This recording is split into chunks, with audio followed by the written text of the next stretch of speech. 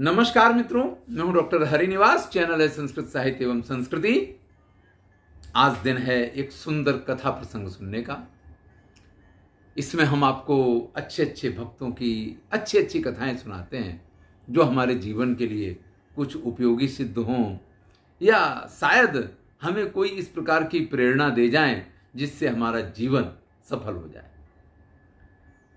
आज एक ऐसे भक्त की कथा सुनाते हैं जिनको अपने गुरु की बात पे पूरा विश्वास था और स्वयं भगवान को बाल्यावस्था में ही उनको अपने दर्शन देने पड़े और परम पद उनको प्रदान करना पड़ा। आप समझ गए होंगे, जब बाल भक्तों की बात आती है तो उसमें सबसे श्रेष्ठ नाम ध्रुव जी का माना जाता है। धर्मार्थ काम मोक्षाख्यम या इच्छेत श्रेय आत्मनः एकमेव हरेस्तत्र कारणम पाद सेवनम। भैया, अगर जीवन में धर्म, अर्थ, काम, मोक्ष ये चारों प्रकार की पुरुषार्थ आपको चाहिए, यानी अपने जीवन में हर प्रकार की सिद्धि अगर आप प्राप्त करना चाहते हैं तो प्रभु की भक्ति कीजिए। पाद सेवनम, भगवान की भक्ति में डूब जाइए। और यही कार्य क्यों करना पड़ा ध्रुव को, चलिए पूरी कथा सुनते हैं। महाराज मनु के दो पुत्र हैं, प्रियव्रत और उत्तानपाद। प्रियव्रत की कथा तो सभी लोग जानते हैं। परम प्रतापी त्रिलोकी के राजा हुए, आप ये कह सकते हैं। समस्त पृथ्वी पे इनका राज्य था। कहा यह जाता है कि इन्हीं के रथ के पहियों से ये 7 समुद्र खुद गए। इन्होंने इनके 10 पुत्र थे, 7 पुत्रों को जो सप्तद्वीपा वसुंधरा कही जाती है उन 7 द्वीपों का राजा बनाया है। और इनके 3 पुत्र ऐसे थे कि जिन्होंने बालपन से ही बाल ब्रह्मचारी या बाल सन्यासी आप कह सकते हैं, सन्यास ग्रहण कर लिया था। और इनके प्रियव्रत के भाई थे उत्तानपाद। इनकी 2 रानियां थी। ये कथा सिर्फ राजा उत्तानपाद की नहीं है, हर व्यक्ति के जीवन की कथा है। हर व्यक्ति के जीवन में इसी प्रकार से 2 रानियां हुआ करती हैं।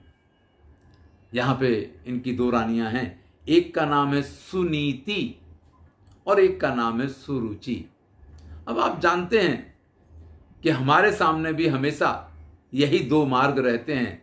एक नीति का मार्ग रहता है जिसको आप सुनीति मान सकते हैं, और दूसरा मार्ग जो है वो अपनी रुचि का मार्ग रहता है जिसको आप सुरुचि मान सकते हैं। और इन 2 मार्गों पे हमें चलना होता है। यही 2 हमारी पत्नियां हो सकती हैं जिसको हम सांसारिक से अगर उठ के चर्चा करना चाहें तो। राजा उत्तानपाद की 2 पत्नियां हैं, एक का नाम है सुनीति और एक का नाम है सुरुचि। सुनीति बड़ी है, श्रेष्ठ है, गुणवान है सभी प्रकार से, लेकिन सुरुचि में जो आकर्षण है, सुरुचि का जो अपना एक सौंदर्य है, उसके कारण राजा उत्तानपाद सुरुचि के प्रति अत्यंत आकृष्ट है। सुनीति का ध्यान भी नहीं देते हैं। सुनीति की तरफ बहुत ध्यान देना ना तो सुरुचि को अच्छा लगता है, और जब सुरुचि को अच्छा नहीं लगता है तो राजा उत्तानपाद को लगता है कि मुझे उसको देखना ही नहीं, मुझे उसकी शक्ल नहीं देखनी। स्थिति इस प्रकार की है कि सुरुचि जहां महलों में रहती है, वहीं सुनीति का स्थान कहीं ऐसे जगह पे जो अनजान हो, जहां राजा का बार बार आना जाना ना हो, ऐसी जगह उसके रहने का इंतजाम कर दिया। दोनों के एक एक पुत्र हैं। सुरुचि का पुत्र है उत्तम, और जो सुनीति है उसका पुत्र है ध्रुव। ध्यान दीजिएगा, ये नामकरण जो है ना, खुद में बड़ा ही महत्व रखते हैं। ध्रुव कहते हैं अटल को। अगर सुनीति है तो आपका विश्वास, आपके कार्य ध्रुव होंगे, सत्य होंगे, अटल होंगे। वहां आपको अपने स्थान से हिलने की कोई जरूरत ही नहीं है। आप जिस प्रकार से और जो चाहेंगे वही होने वाला है। लेकिन जो सुरुचि है उसका पुत्र है उत्तम। अब अपनी रुचि के अनुसार जो भी हो वो हमें उत्तम ही लगता है। चलिए हम कथा पे आते हैं। एक दिन की बात है, सुनीति जो बड़ी रानी है, इनका पुत्र ध्रुव खेलते खेलते महाराज के भवन के उस भाग में पहुंच जाता है जहां स्वयं महाराज विराजमान है। महाराज ने अपने इस पुत्र को देखा, आहा हा हा, क्या देदीप्यमान मुखमंडल, कितना सुंदर चेहरा, 5 वर्ष का बालक। बहुत दिनों बाद पिता ने उसको देखा था। पिता की तरफ दौड़ के जाता है। पिता उसको अपनी गोद में उठा लेते हैं, अपनी गोद में बिठाते हैं। उसी समय उत्तम कुमार वहां खेलते हुए आ जाते हैं। माता सुरुचि भी वहां आकर के पहुंच जाती हैं। उत्तम कुमार दौड़ के जाकर के पिता की गोद में बैठते हैं तो सुरुचि आगे बढ़ के ध्रुव का हाथ पकड़ के और महाराज की गोद से उठा करके उसको पृथ्वी पे एक तरफ खड़ा कर देती है और कहती है, जाओ पहले भगवान की तपस्या करो और उनसे जाकर के ये वरदान मांगो कि मुझे माता सुरुचि के गर्भ से जन्म प्रदान करो, और अगर ऐसा हो पाया तुम्हारे साथ तो ही तुम्हें महाराज की गोद में बैठने का अधिकार मिल सकता है। किसी अन्य स्त्री का पुत्र महाराज की गोद में नहीं बैठ सकता है। सुरुचि ने झिड़क के ध्रुव को महाराज की गोद से उठा करके जब नीचे खड़ा किया, महाराज को यह बात अच्छी तो नहीं लगी, लेकिन सुरुचि के चंगुल में इस प्रकार से फंसे हुए हैं, ये जिसको कहते हैं ना कि स्त्री जाल, स्त्री मोह, ये इस प्रकार का होता है कि जब व्यक्ति इसमें फंस जाता है तो फिर वो कुछ करने लायक ही नहीं रहता है। महाराज उत्तानपाद का बड़ा मन है कि ध्रुव को फिर से उठा लें, अपनी छाती से लगा लें और उससे कहें कि बेटा रोना बंद कर दो, लेकिन ऐसा नहीं कर पाते हैं। और ध्रुव वहां से रोते रोते अपनी माता के पास जाके पहुंचता है। माता सुनीति उससे कहती हैं, बेटा रोने का कारण तुम्हारे पास कोई नहीं है, क्योंकि मैं तुम्हारी मां हूं और महाराज उत्तानपाद तुम्हारे पिता हैं। ये एक अटल सत्य है। लेकिन जो तुम्हारी माता ने कहा है वो भी उतना ही सत्य है कि तुम्हें प्रभु की भक्ति करनी चाहिए। अगर तुम्हें अपना भाग्य, अपना सौभाग्य, अपने पिता का साथ चाहिए तो मैं तो नहीं दिलवा सकती। ये तो प्रभु की इच्छा से ही संभव है। और रही बात कि आपको जो ये लगता है कि माता ने आपको दुखी कर दिया, को न काऊ सुख दुख कर दाता, पंक्ति तुलसीदास जी की है। लेकिन यही बात माता सुनीति अपने पुत्र से कहती है, हमारा अमंगल कभी कोई दूसरा कर ही नहीं सकता है। निमित्त कोई बन जाए, हम किसी के ऊपर आरोप लगा दें, ये हमारी अपनी भावना हो सकती है, लेकिन वास्तविकता यह है कि हमारा मंगल और हमारा अमंगल वो सिर्फ हमारे करने से होता है, किसी और के करने से नहीं हो सकता है। बेटा तुम्हारी मां ने तुम्हें बहुत बड़ा उपदेश दिया है कि तुम्हें भगवान की भक्ति करनी चाहिए और भगवान को प्रसन्न करके उनसे ये वरदान मांगना चाहिए कि वो तुमको इस राज्य का उत्तराधिकारी बनाए। ध्रुव ने ये बात सुनी, उसके मन में उत्तम का वो हंसता हुआ चेहरा, महाराज की गोद में बैठने का वो आनंद, वो अभी भुला नहीं पा रहा है। उसी की लालसा में अपनी माता की आज्ञा लेकर के ध्रुव वन के लिए प्रस्थान कर देता है, क्योंकि यही माता ने बताया था कि एकांत में जब उनका ध्यान करोगे तो अवश्य ही वो प्रभु प्रसन्न हो जाएंगे और फिर जो तुम चाहोगे वो तुम्हें मिल जाएगा। भैया जीवन में इतना याद रखिएगा आगे बढ़ना ये आपका काम है। जब आगे आप बढ़ेंगे तो चिंता आपको नहीं करनी है। आप जिस पर ब्रह्म परमात्मा की संतान है ना, वो स्वयं आपकी चिंता करता है। मैं हमेशा कहता हूं, हमारे गुरुजी पंडित रामजी लाल शास्त्री करौली वाले, राधा राधा श्री श्याम सुंदर, वो हमेशा ये कहा करते थे कि भगवान हमारे संग ही संग डोलो करे, आगे पीछे खेलो करे। मतलब जिनको हम देख नहीं सकते हैं, हम जिनको समझ नहीं सकते हैं, वो हमेशा हमारे साथ रहते हैं। आवश्यकता सिर्फ इस बात की है कि हम उस एहसास को कभी किसी भी तरीके से महसूस करने की कोशिश करें, तो हमें क्षण क्षण पे उनका साथ महसूस होने लग जाएगा। ध्रुव भक्ति की कथा सुनिए। ध्रुव घर से निकल पड़ा है, 5 वर्ष का बालक, अबोध बालक, जिसको यह पता ही नहीं है कि मुझे तपस्या कैसे करनी है, किस मंत्र का जाप करना है। अरे आज आप इस उम्र में भी अपने किसी गुरु की खोज में हो तो आपको बार बार तरह तरह के प्रश्न मन में उठते हैं कि इसको गुरु बनाएं, इसको गुरु बनाएं, कौन गुरु बनने लायक है, कौन गुरु घंटाल तो नहीं निकल जाएगा। तरह तरह की चिंताएं हम करते हैं और फिर भी एक योग्य निष्कर्ष पे नहीं पहुंच पाते हैं। अब वो 5 वर्ष का बालक किसको अपना गुरु बनाए और किस गुरु के पास से वो ज्ञान प्राप्त करे, जिस ज्ञान के माध्यम से जिन गोविंद दियो मिलाए वो स्थिति आकर के खड़ी हो। बस वन में चला जा रहा है, वन में चला जा रहा है। उसको तो पता भी नहीं है कि कोई गुरु होना चाहिए, कोई गुरु मंत्र देगा तभी मुझे भगवान की प्राप्ति हो पाएगी। स्वयं नारद मुनि वहां करके पहुंच गए हैं।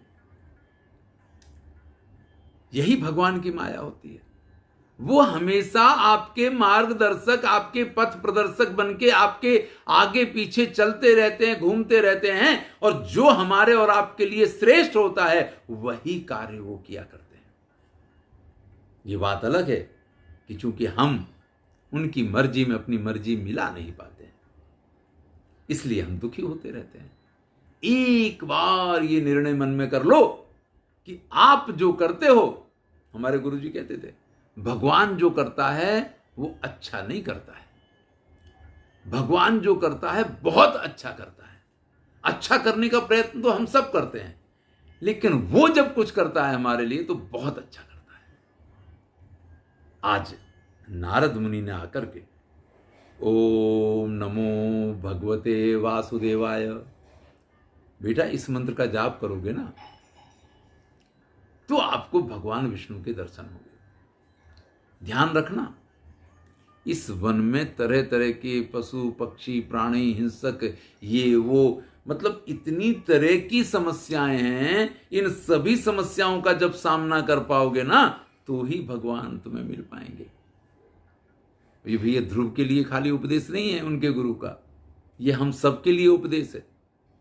हम सबको भी इस बात को समझना चाहिए कि हमें भगवान तभी मिल सकते हैं जब इस संसार में जितने प्रकार के ये हिंसक, ये मोहक, ये तरह तरह के विषय जंजाल है ना, हम इनसे बच पाए।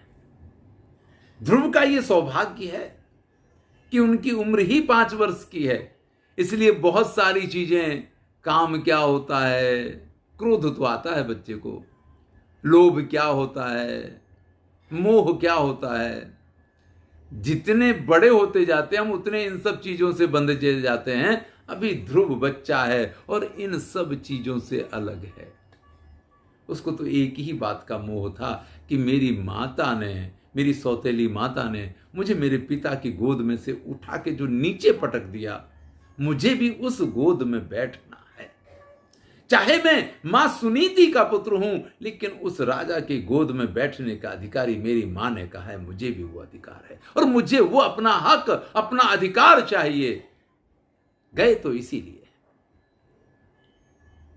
आज जब नारद मुनि ने उपदेश दिया है ध्रुव के मन में भगवान की एक छवि बन गई है कि चतुर्भुज हैं, शांताकारम भुजगशयनम पद्मनाभम सुरेशम। जो उनके मन में एक छवि बन गई है, बस उसी चित्र को अपने मन में ध्यान में रखते हुए और ध्रुव ने तपस्या शुरू कर दी है। आहा, जब एक बालक तपस्या शुरू करता है ना, तो कामदेव तो उसका कुछ बिगाड़ नहीं सकते हैं। ये बहुत सारे जो विषय हैं वो उसका कुछ नहीं बिगाड़ पाते, क्योंकि बालक बड़ा दृढ़ निश्चयी होते हैं। क्योंकि संसार में 3 प्रकार के हठ ही प्रसिद्ध हैं, राजहठ, स्त्री हठ और बाल हठ। तो ये ध्रुव की तपस्या जो है ये बाल हठ तक पहुंच गई है। थोड़े दिन तो तपस्या की, मंत्र का जाप कर रहे हैं, सब कुछ कर रहे हैं, और फिर जब उन्हें लगा कि यार ये तो जो हमारे गुरुजी ने कहा था ऐसा हुआ नहीं, अभी तक आए नहीं, तो प्राणायाम में अपने श्वास को खींचा है और वहीं श्वास को रोक के रख दिया है। अब मैं तब तक श्वास ही नहीं लूंगा जब तक प्रभु हमारे सामने प्रकट नहीं होंगे। अब तो ध्रुव ने अपनी श्वास को रोका है, और जैसे त्रिलोकी की श्वास रुक गई हो, इस प्रकार की स्थिति खड़ी हो गई है। आज भक्त ने पूरी पृथ्वी को, पूरे ब्रह्मांड को हिला के रख दिया है। सभी देवता भगवान विष्णु के पास पहुंचे हैं, सृष्टि का संहार हो जाएगा महाराज। अभी तो हम सृष्टि की प्रारंभिक प्रक्रिया में ही हैं। महाराज मनु प्रथम राजा और उनके पुत्र प्रिय व्रत उत्तानपाद हैं, तो ये उत्तानपाद अभी तो ये दूसरी तीसरी पीढ़ी का ही खेल चल रहा है। अगर ऐसे में भगवान ने कहा ठीक है भैया, मन को शांत करो, मैं अभी जा रहा हूं, मुझे पता है इसका कारण क्या है। भक्त ध्रुव के पास जाकर के पहुंचते हैं, आवाज देते हैं, ध्रुव बेटे आंख खोलो। गुरुदेव ने कहा था बहुत सारे ऐसे माया जंजाल आएंगे, आंख खोलना नहीं, अपने मन में, अपने हृदय में गुरु ने जो स्वरूप बताया था उस स्वरूप की छवि इस प्रकार से उन्होंने बसा रखी है कि बस उससे बाहर आना ध्रुव को अच्छा ही नहीं लग रहा है। उस आनंद में डूबे हुए हैं। कल ही मैंने एक वीडियो डाला था अद्वैत के ऊपर, और उसमें जिस रसास्वाद की बात की थी कि व्यक्ति जब द्वैत में होता है ना, तब भी उस रस का आनंद ले पाता है। भक्त ध्रुव उस रसास्वाद में डूबे हुए हैं। अब उस रसास्वाद में कोई वरदान नहीं मिल सकता है। यहां भगवान सामने बाहर खड़े हुए हैं और ध्रुव को आवाज देते हैं, ध्रुव आंख नहीं खोल रहे हैं।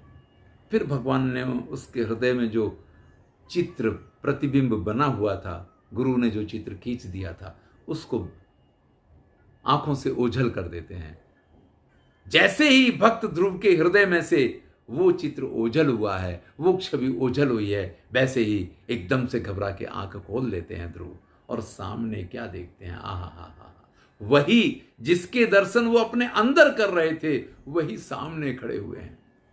यही तो गुरु का उपदेश था। इसी दिन की तो मैं राह देख रहा था। सामने उनको देख करके भक्त बालक को तो ये भी नहीं पता है कि मैं इनको प्रणाम करूं, मैं इनकी स्तुति करूं, मैं इनकी पूजा करूं, मैं इनके साथ क्या करूं। बड़ी आश्चर्यजनक स्थिति में खड़े हुए हैं, क्या करूं क्या ना करूं। ऐसे में भगवान अपने शंख से ध्रुव के गाल का स्पर्श करते हैं, और बस फिर क्या था, सभी प्रकार की विद्याएं, सभी प्रकार की शक्तियां, सब कुछ ध्रुव को प्राप्त हो गया है। और फिर यहां पे भक्त ध्रुव ने भगवान की वो स्तुति की है, वो आनंददायक स्तुति की है। जब हम भागवत की कथा आपके सम्मुख प्रस्तुत करेंगे तब ये सारी स्तुतियां आपको सुनाएंगे, बड़ा आनंद आएगा। भगवान ने कहा बेटा वरदान मांग ले। यही सबसे बड़ी विशेषता होती है। जब तक भक्त भगवान के समक्ष नहीं पहुंचता है तब तक तो उसके मन में तरह तरह की इच्छाएं, लालसाएं, अभिलाषाएं होती हैं। लेकिन जैसे ही वो प्रभु के सामने पहुंचता है वो सब कुछ भूल जाता है। फिर तो उसको एक ही चीज अच्छी लगती है, प्रभु की भक्ति, प्रभु की भक्ति और प्रभु की भक्ति। ध्रुव कहते हैं मुझे कुछ नहीं चाहिए, बस आपका ये दिव्य स्वरूप मेरे सामने बना रहे, मैं आपके दर्शन करता रहूं, आपकी भक्ति, इसके अतिरिक्त मुझे अब इस संसार में कुछ नहीं चाहिए। भगवान कहते हैं वो तो तुम्हें मिल ही गई है, अगर भक्ति नहीं होती तो हम तो तुम्हारे सामने आते ही कैसे, वो तो तुम्हें प्राप्त हो ही चुकी है। लेकिन जब यहां आए थे तो जिस आशय से आए थे, अगर मैं उसको सफल नहीं करूंगा ना तो इस संसार में कोई माता अपने पुत्र ध्रुव को मेरी भक्ति का उपदेश नहीं देगी। जाओ बेटा, मैं तुम्हें वरदान देता हूं, जब तक महाराज उत्तानपाद राजा हैं, जैसे ही उनका राज्य पूर्ण होगा आप इस पृथ्वी के सबसे श्रेष्ठ शासक बनेंगे और इस लोक में सभी प्रकार के आनंद, सुख और सबको भोगते हुए अंत में आप उस दिव्य पद को प्राप्त करेंगे कि सभी नक्षत्र, सभी देवता, सभी लोग आपकी परिक्रमा किया करेंगे। तो आज भी वो ध्रुव नक्षत्र दिशाओं की पहचान है। यानी रात्रि को हम सोते हैं तब चंद्रमा कहाँ है, और प्रातः काल हम उठते हैं तब चंद्रमा कहाँ होगा, हमें कुछ पता नहीं है। यानी रात्रि के किसी काल में उठ करके हम चंद्रमा को देख करके इस चीज का एहसास नहीं कर सकते हैं कि रात्रि का क्या समय हुआ है, लेकिन हम ध्रुव नक्षत्र को देख करके, हम ध्रुव तारे को देख करके बिल्कुल इस चीज का अनुमान कर सकते हैं कि इस समय रात्रि का क्या समय होगा। तो भैया, जब गुरु के पास से कोई उपदेश मिल जाता है और कोई सच्चा गुरु मिल जाता है, वो आपको सीधा सीधा उपदेश दे देता है, तो फिर मार्ग सरल हो जाता है। आवश्यकता इसकी है कि आपकी दृढ़ निष्ठा गुरु के शब्दों में होनी चाहिए और दृढ़ विश्वास गुरु की वाणी के ऊपर होना चाहिए। जीवन में याद रखिए, गुरु क्या करते हैं ये महत्वपूर्ण नहीं होता है, गुरु क्या कहते हैं ये महत्वपूर्ण होता है। चलिए, आज की कथा में इतना ही।